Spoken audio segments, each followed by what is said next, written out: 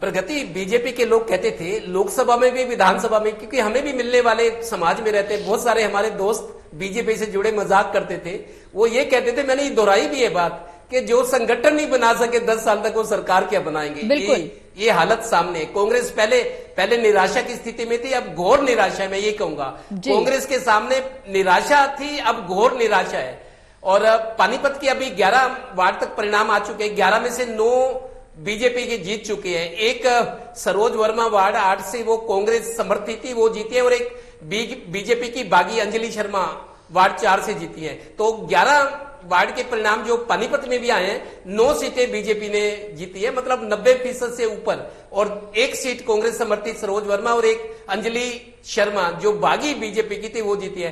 कुल मिलाकर बीजेपी ने जितने दावे किए थे, मेरे को लगता है वो दावे सच साबित होते हैं, क्योंकि राजनीति में दावे, हुंकार, ललकार सब कुछ होता है, लेकिन जब परिणाम आते हैं तब वो आंकड़े होते हैं, वो भरोसा, विश्वसनीयता होती है, वो सामने आ रही है कि जो कहा था वो होता हुआ नजर आ रहा है।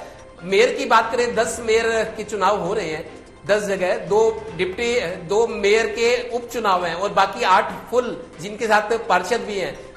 10 मेयर पदों में से अब सिर्फ मानेसर को छोड़ दें, वहां थोड़ा सा इंडिपेंडेंट आगे, लेकिन वो भी अभी रिजल्ट आएगा। 10 में 9 में तो मेयर आगे चल ही रहे हैं। पानीपत की बात करूं, कोमल सैनी बहुत चर्चित बीजेपी की मेयर प्रत्याशी थी।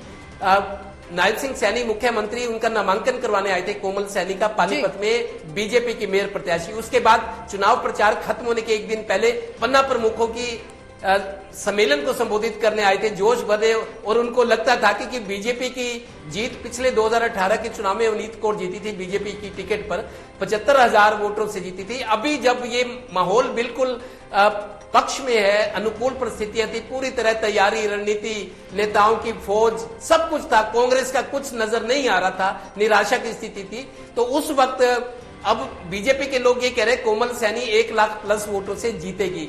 अभी की स्थिति बता दूं, 5-7 मिनट पहले तक मेरे पास अपडेट आया है, 52,496 वोट कोमल सैनी को मिल चुके हैं अब तक मतलब 26 वार्ड है, 11 वार्ड तक के रिजल्ट आए हैं। अभी 40% के रिजल्ट आ चुके हैं, लेकिन कोमल सैनी को 52,496 वोट मिल चुके हैं अभी तक।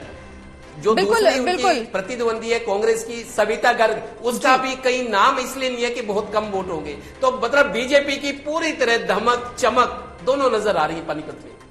बिल्कुल देवेंद्र, इस कोमल सैनी का अपने आप में एक अलग इतिहास रहा है और इस दौरान जब उनको उम्मीदवार बनाया गया तो निश्चित तौर पर उस दौरान भी काफी पॉलिटिक्स और काफी कंट्रोवर्सी का सामना उन्हें करना पड़ा। इस पर भी चर्चा को आगे बढ़ाएंगे, लेकिन वीरेंद्र जी, फरीदाबाद में जिस तरह से तस्वीर निकल करके सामने आ रही है, यहाँ पे भी वही तस्वीर, बीजेपी के प्रवीण जोशी आगे चल रहे हैं, कांग्रेस की लता रानी पीछे चल रही हैं।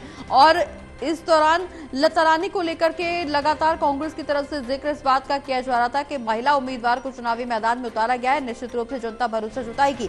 लेकिन जिस तरह से बीजेपी के प्रत्याशी फिलहाल आगे बढ़ते हुए नजर आ रहे हैं, एक बार फिर ये साबित हो गया कि चाहे महिला उम्मीदवार चुनावी मैदान में हो या फिर पुरुष दावेदार, बीजेपी पर जनता का ज्यादा भरोसा।